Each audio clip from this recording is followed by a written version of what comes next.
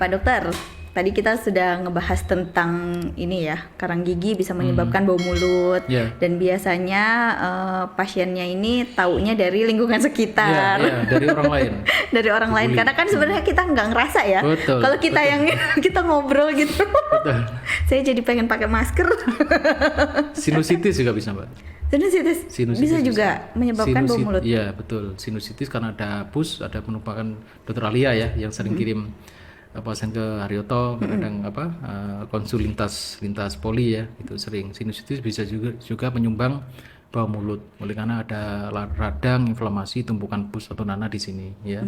Biasanya penyebabnya adalah gigi geraham atas. Sering itu. Karena kan dari sini ke sini gitu ya. Harus diambil itu biasanya. Meskipun bisa dirawat, saran saya diambil. Oleh karena perawatannya kemungkinan tidak bisa maksimal. Oleh karena ada akar gigi dia yang masuk ke dalam sinus. Biasanya gitu. Kalau orang dengan sinusitis, jadi gigi geraham itu kan punya 3 akar, Mbak. Satu akar itu panjang, dia posisinya di palatum. Palatum itu langit-langit, Mbak. Akar gigi ini yang bisa menyebabkan sinusitis oleh karena dia menembus tulang sinus maksilaris di sini, Pak. Jadi di sini ada rongga. Dia tulangnya akar giginya nembus di sana. Itu yang menyebabkan. Rata-rata geraham pertama atau molar 1 di medisnya. Banyak ternyata ya sebenarnya faktornya ya. Jadi lebih baik langsung konsultasi aja ke Dokter Doni. Ini bau mulutnya karena apa nih gitu. Oke, ini mitos atau fakta lagi nih dokter. Gigi berlubang tidak perlu dicabut, boleh dibiarkan saja apabila tersisa tinggal akarnya saja. Apalagi yang tidak menimbulkan keluhan atau rasa sakit. Nah ini setahu saya sih kalau misalkan gigi berlubang itu pengennya dicabut aja gitu, biar nggak sakit gitu. Ini tapi gimana ini penjelasannya dokter? Jadi gini Mbak, jadi sebaiknya tidak membiasakan mencabut gigi ketika sakit. Memang ada beberapa orang itu ndak omes, omes itu bahasa Inggrisnya ndak kanten. Bahasa Inggris ya. Jadi banyak orang ndak omes, bolong sedikit sakit, cabut, padahal ndak seperti itu. Kita kan pendidikan kita kan ndak sakit cabut-cabut itu ya. Mungkin 6 bulan sudah lulus kalau itu Pak ya. Jadi nah kalau gigi berlubang itu ada banyak tingkatannya Mbak. Itu biasanya kita lakukan namanya endodontic treatment atau PSA atau perawatan saluran akar seperti itu. Jadi gigi kalau sakit punya lubang gigi itu bisa dilakukan perawatan saraf gigi. Jadi saraf giginya nanti disterilkan dan sebagainya.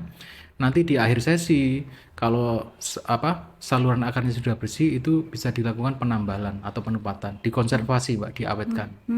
Seperti itu. Itu perawatan seperti itu oleh dokter gigi biasanya dilihat seberapa besar sih kariesnya. Karies itu lubang gigi Mbak. Atau seberapa dalam kariesnya. Itu bisa diketahui melalui pengamatan visual langsung atau melalui foto ronsen seperti itu.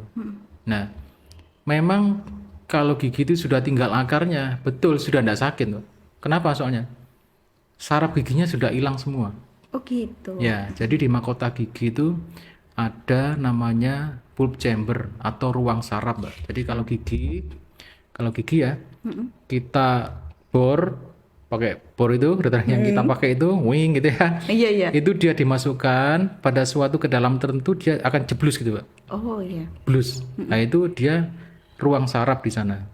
Nah, ruang saraf ini merupakan kumpulan atau komunitasnya dari bakteri patogen.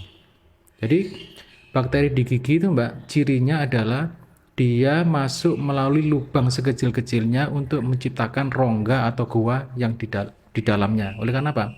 Bakteri jenis ini tidak suka oksigen, Mbak. Oh gitu. Jadi dia masuk. Jadi kenapa kadang-kadang orang bilang gini, saya habis berobat ke dokter gigi dibor kok tambah lebar ya? Sebetulnya tidak tambah lebar. Iya. Dalamnya itu dia itu sebetulnya sudah gede seperti goa gitu loh. Jadi dia gede gini, tapi ini atapnya ini masih ada. Soalnya bakterinya masuk melalui lubang setitik jarum gini Mbak. Tapi dia sudah ngerong. Terus prinsip penambalan itu kan harus bersih. Jadi begitu atapnya dibuka, ngerongnya gini, jadi dia gini Mbak. Iya, saya juga ngerasa kalau udah dibor gitu kok tambah lebar. Betul, gitu. jadi kok tambah gede ya ke dokter gigi ya. Jadi ternyata yang memang dia dalamnya sudah gede, lubangnya gini dibuka gini ya jadinya gini. Oh iya iya. Tapi itu amat sangat jauh lebih sehat. Soalnya nanti kan di apa tuh dibersihkan, diekstraksi, dikasih obat tertentu. Perawatan secara gigi itu enggak main obat-obat minum, Mbak. Oh, Jadi langsung ya? obat yang dimasukkan ke giginya, obat minum cuma untuk mungkin ada bahan yang menimbulkan nyeri sedikit itu aja. Nanti setelah selesai steril, dibersihkan ruang akarnya itu sudah selesai, kontrol seminggu 2 minggu udah sakit sudah ditutup ditumpat seperti itu. Oh gitu, jadi nggak langsung ditambal gitu ya Iya, dokter ya? ada prosedurnya. Ada prosedurnya. Nah, kalau dibiarkan posisi tidak sakit tapi sudah akar gigi, nah ini dalam dunia medis dinamakan dengan vokal infeksi, Mbak. Kasusnya seperti tadi, kalau mau operasi jantung itu harus diambili. Kalau operasi jantung, kenapa? Soalnya ini merupakan sumber infeksi, Mbak. Akar gigi itu kan seperti benda asing, dia kumpulannya infeksi di sana. Nah, kalau seseorang mempunyai organ yang lemah seperti diabetes, Mbak. Diabetes itu kan pankreasnya yang kena. Iya. Orang dengan sakit jantung, orang dengan sakit ginjal, ini bisa memperparah organ dalamnya. Oleh karena apa? Bakteri yang ada di dalam mulut, akar gigi itu mengeluarkan toksin, Mbak. Toksin itu racun. Bakterinya gendon di akar gigi. Racunnya dialirkan ke pembuluh darah, maka dia akan nyangkut ke organ yang lemah.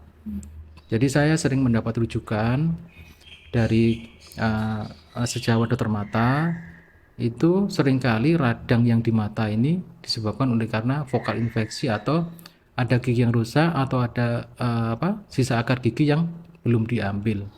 Tadi pagi saya dapat rujukan dari sejawat ya, dokter spesialis mata. Oh gitu, iya ya. Untuk pengobatan dan perawatannya gigi berlubang itu pun juga kalau lagi bengkak nggak boleh ditambal gitu ya dokter? Nggak boleh diapa-apakan, harus diredakan dulu bengkaknya.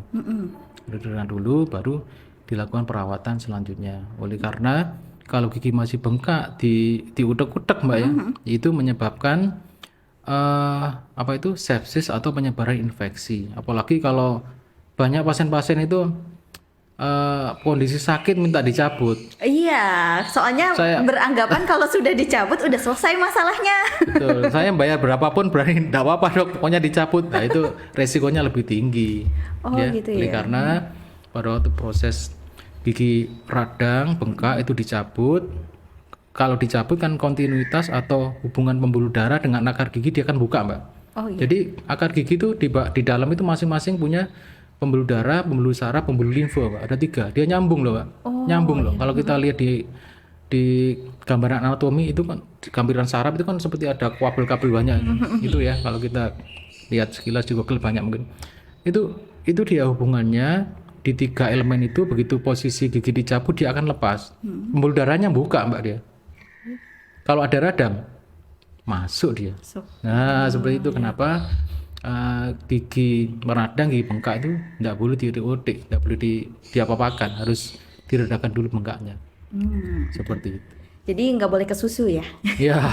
Nggak boleh buru-buru. Jadi kalau namanya perawatan gigi ya sudah, kalau udah bengkak ya mungkin nanti dikasih resep sama dokter Dondi ya. Betul, ya. Jadi untuk pereda nyeri atau apalah itu. Betul. Oke, next nih dokter, yang ketiga ini mitos atau fakta, sakit gigi cukup disembuhkan dengan cara minum obat penghilang rasa sakit aja. Bener nggak? Ya, jadi ini nggak betul, Mbak ya. Jadi kalau orang sakit gigi itu kadang-kadang kan gini, dikasih minum obat apa aja nggak mempan sakit gigi ini. Kenapa? Oleh karena pada beberapa keadaan sakit gigi ini harus dilakukan tindakan segera ya. Seperti ada namanya prosedur open burr drainase ya, Mbak. Jadi pada waktu orang sakit gigi cekot sekali pada keadaan tertentu itu orang sakit gigi ini mengeluarkan namanya gas gangren, Mbak. Jadi gas gangren itu uap gas yang diciptakan oleh proses keradangan. Jadi umpamanya ini gigi, Mbak ya. Gigi. Ini dia bolong ya. Bolong sini, bolong tengah ya. Ini dia infeksi. Ini mengeluarkan infeksi ini, elemen inflamasi ini, keradangan ini mengeluarkan bakteri, toksin dan sebagainya, ini mengeluarkan gas, Mbak. Gas ini pada beberapa kasus dia meskipun giginya bolong dia tertutup, Mbak. Tertutup lapisan dari dentin. Dia tertutup dia. Maka penanganan yang pastinya adalah diberikan anti nyeri secukupnya, harus cepat-cepat kontrol ke dokter gigi. Oleh karena apa? Gas ini harus segera keluar. Oh gitu. Betul. Gas ini harus segera keluar. Ada prosedurnya yang dibor itu Mbak ya.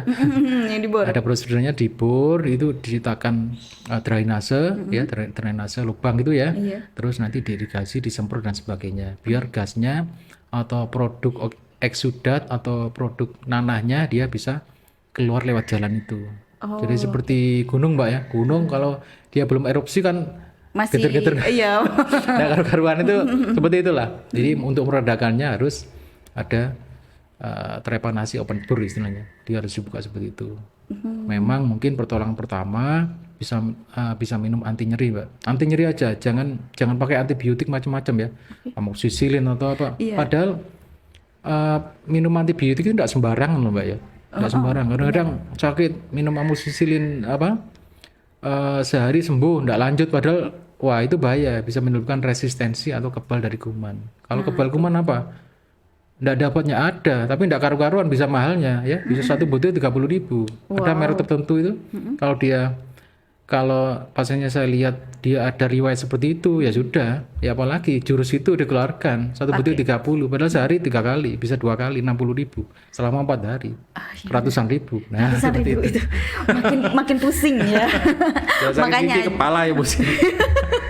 dompet juga Betul. ya, Ya, dokter.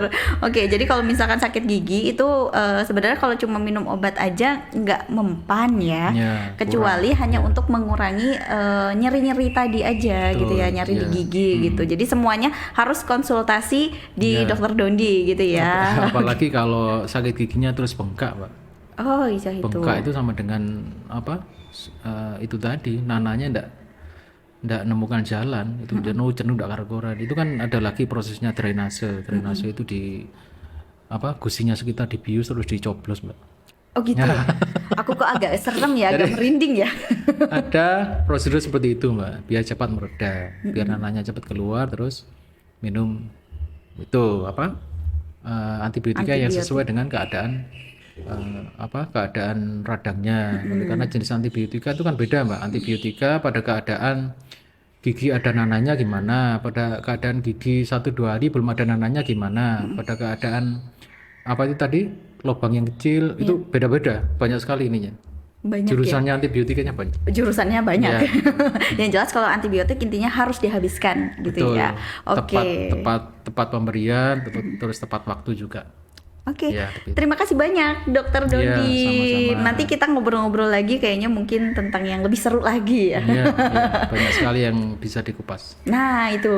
Jadi tunggu aja episode selanjutnya bersama Dokter Dondi, ya kan? Jangan lupa subscribe, like, komen, dan juga tonton sampai habis tayangan ini.